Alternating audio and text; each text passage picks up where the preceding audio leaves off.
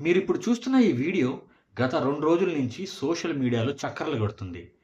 ఇది ఒరిస్సాలోని జీతు ముండా అనే ఒక ట్రైబల్ పర్సన్ ఇలా ఒక అస్థిపంజరం వేసుకొని ఎందుకు ఇలా 3 కిలోమీటర్లు చొప్పున నడిచి ఒక బ్యాంక్‌కెళ్ళాడని చాలా మందికి డౌటొచ్చింది. అసలు అక్కడ షాకింగ్ గూడా అయిపోయారు. ఈ బ్యాంక్ ఆఫీషియల్స్ కూడా. ఆ డీటెయిల్స్ ఇప్పుడేంటో తెలుసుకుందాం. టాపిక్‌లోకెళ్ళిపోదాం. కియోంఝార్ అనే జిల్లా, డయానల్లి అనే గ్రామంలో ఈ జిల్లా వచ్చి సాక్షాత్తు ఒడిస్సా సీఎం గారు రిప్రజెంట్ చేస్తున్న జిల్లా. అక్కడ ఒక ట్రైబల్ పర్సనే జీతూ ముండా. తన చెల్లెలు ఒక రూ. 20,000 ఒడిషా గ్రామీణ్ బ్యాంక్‌లో దాచుకుందండి. ఆమె 2 నెలల క్రితమే అంటే జనవరి 26 ఆ టైంలో చనిపోవటంతో వాళ్ళ ఇంటి దగ్గరే క్రిమేషన్ అయితే చేశారు.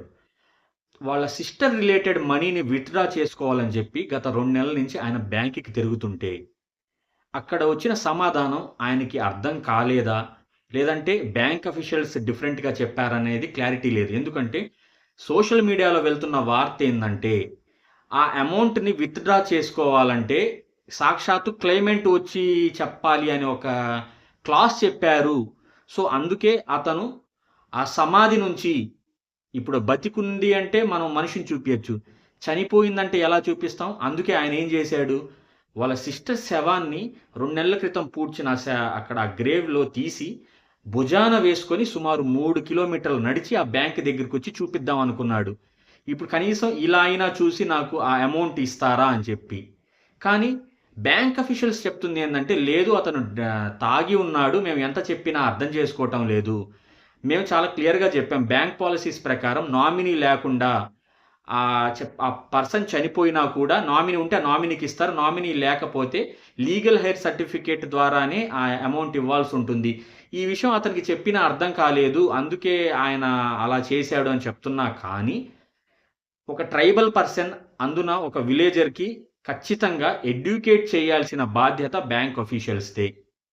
సో, ఎప్పుడైతే అతను అస్థిపంజరం వేసుకొని బ్యాంక్ దగ్గరికొచ్చి ప్రొటెస్ట్ చేశాడో, ఖచ్చితంగా అక్కడున్న లోకల్ పోలీస్ మెన్ గూడాను దీనికి చాలా డిస్టర్బ్ అయిపోయారు ఈ ఇష్యూతో. ఏందంటే ఇట్స్ నాట్ ఏ జోక్ కదా! ఒక శవాన్ని తీసుకుంటూ వచ్చి అలా తీసుకురావటం అనేది అది చాలా హై లెవెల్ ఇండియా మొత్తం వైల్డ్ ఫైర్‌లా పాకేసింది. దెబ్బకి అండి ఇది జరిగింది సోమవారం.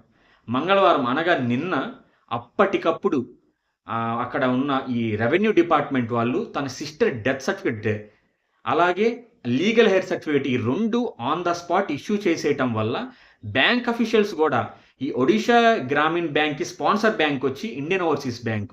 వాళ్ళు గూడా హుటాహుటిన ఆ లీగల్ హెయిర్ సర్టిఫికేట్‌లో ముగ్గురికి ఇది చెందేటట్టు క్లెయిమ్ ఉంది గాబట్టి రూ. 19,402ని మేము వాళ్ళకి చెక్ రూపేణా ఇచ్చేసామని గూడాను వాళ్ళు అఫీషియల్ ఎక్స్‌పోస్ట్‌లో పోస్ట్ చేశారు. అంతే తప్ప మా తప్పు ఎక్కడా లేదని చెప్పినా కూడా ఖచ్చితంగా బ్యాంక్ వైఫల్యం ఉండటం వల్లే ఒక అన్‌ఎడ్యుకేటెడ్ పర్సన్ ఇంతలా అంటే 2026 ఈ జనరేషన్‌లో గూడాను మనం వికసిత్ భారత్ అని గొప్పగా చెప్పుకుంటున్న ఈ తరుణంలో కూడాను ఇలాంటి ఒక చర్య జరిగిందంటే చాలా బాధాకరం. దీని ద్వారా సీఎం గారు గూడా అక్కడ ఒడిస్సా సీఎం గారు గూడా చాలా డిస్టర్బ్డ్ అయ్యి ఎవరైతే ఈ పేమెంట్‌కి డిలే చేశారో వాళ్ళ మీద కఠినంగా శిక్షించాలి. వాళ్ళు ఖచ్చితంగా వాళ్ళ మీద యాక్షన్ తీసుకుంటామని ఒక నోట్ అయితే రిలీజ్ చేశారు.